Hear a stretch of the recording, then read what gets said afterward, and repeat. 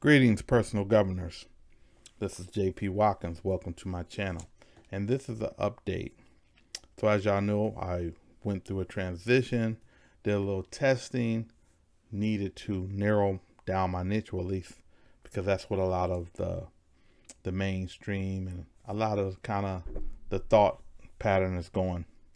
However, I had this inner voice kind of saying, you're overly constraining myself. And I know that a lot of gurus and for a lot of people, so what I'm learning is, even just particularly with the last 2 interviews I did, and I'm so thankful that I've done those interviews, and I just want to send a shout out again to Dr. Kreslin and also to Cheryl Lau for spending their time, providing the insight and their perspectives for their entrepreneurial journey and stuff like that.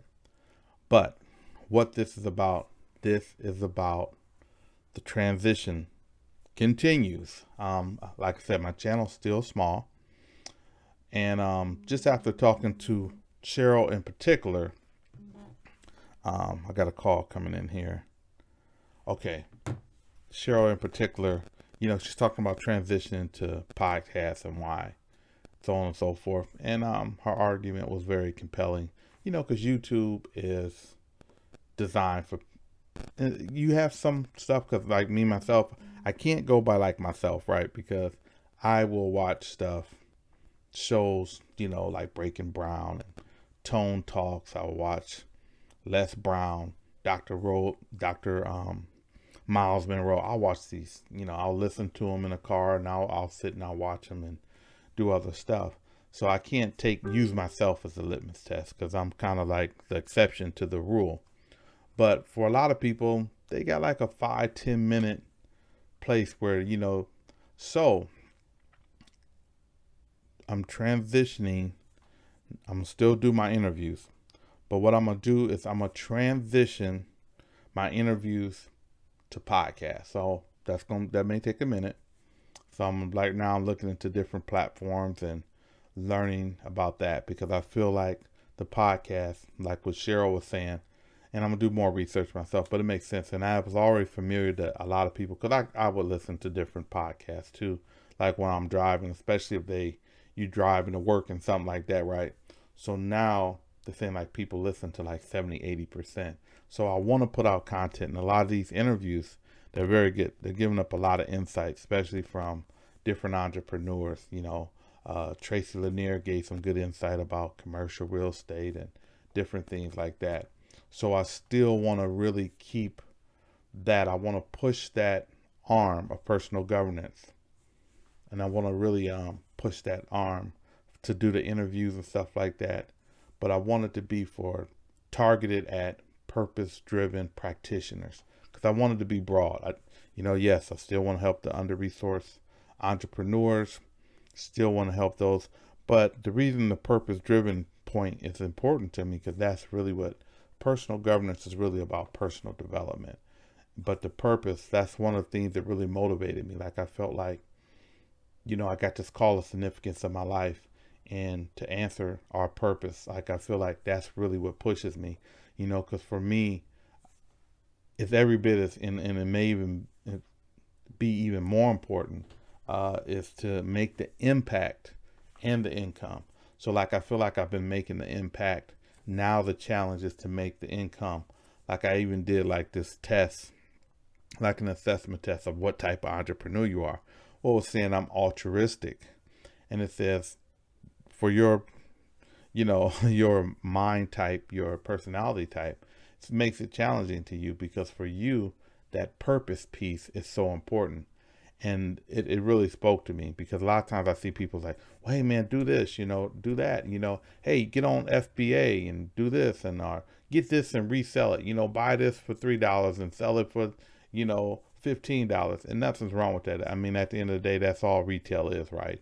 I mean, we know that when we go buy a can of tuna or a Snickers from Starbucks, a Snickers from Walmart, Walmart didn't pay $1.19 for that Snickers. They buying it pennies on $1, and they mark the price up. So I get it. But on a more challenging thing, like me, I really want to go to bed knowing that I can sleep. Like, I don't want to feel like, grandma just got, her roofing done last year, and I done got on the phone and I done sweet talked her, and now she getting some brand new $30,000 worth of roofing done just because I done took advantage of it. I done manipulated her and said, oh no, you need this. And see, that would cause violence to my conscience. So, and I've literally quit jobs and stuff like that because I didn't agree with a lot of policies. And a lot of people say, well, hey, if you don't do this, you're going to be broke. Well, you know what? For me, if it's slimy and grimy, if that costs me, then it just costs me. Because I feel like if it's just going to be about money, I can just go back to the streets and push poison. If it's just about money, I can go make some fast money selling poison in the hood. I can go, go into suburbs and sell poison, and I can just push poison if it's just about money. And for me, it's really not about money. It's about purpose. So this is the update. So just to kind of reinforce it. So yes, I'm going to be shifting back. It'll probably be between May and June. So I'll still have my personal governance channel. And the key piece about the personal governance channel is going to really be about that resiliency mindset and personal development. Because that's really what personal governance is about. It's about developing your human capital, and it's going to help to facilitate your employability. It's going to help to facilitate your entrepreneurial mindset. It's going to help to facilitate a growth mindset in terms of just being accountable, in terms of just being, willing to grow, willing to answer your call of significance. I think we all have some call on our life. Everybody's not going to be an orator,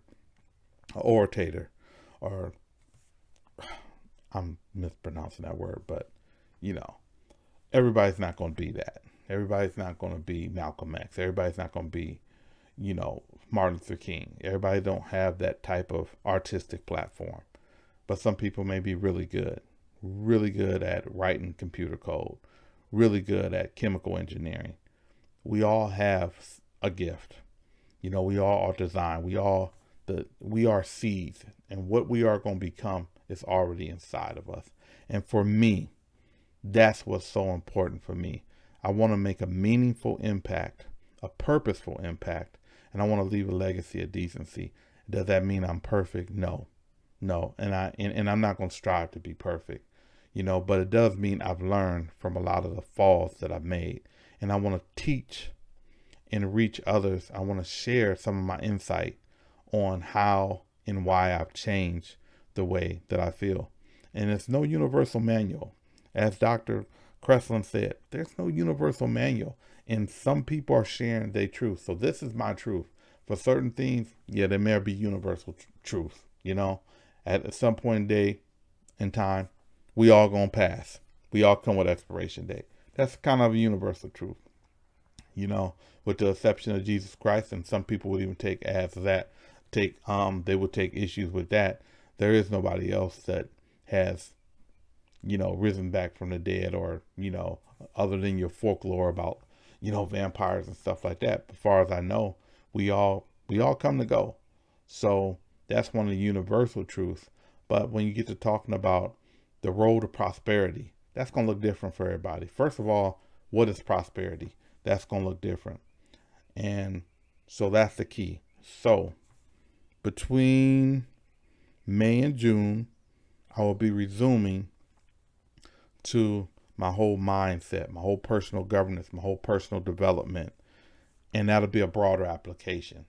That will be for anybody, people that are struggling, anybody that want to develop themselves personally and professionally, to anybody that want to improve their mental health, anybody that want to get a more resilient mindset. So this has been a good journey, and I thank you guys for being patient with me.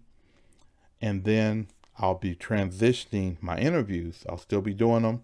So if you still want to be part of that entrepreneurial society or purpose-driven practitioner society, because then we can do the interviews with that. And the reason I want to do that is because a lot of times people are, they're reaching out, they're doing stuff for causes, for cancer, different research, Lou Gehrig's research, stuff like that. And they're trying to bring attention to their cause. So for me, with that social entrepreneurship, and that's where the whole fundraising and nonprofit spiel come into the health and human services, that's really important to me, and I want to keep that arm there. So I don't want to overcomplicate it. So that's why I say purpose-driven practitioners. I will still do that interview arm there, but I'll be shifting that to podcast, and I'll tell you more about that later. So without running on and rambling on, that's my time for the day. In the meantime, persist, believe, and achieve. That's my time. Take care.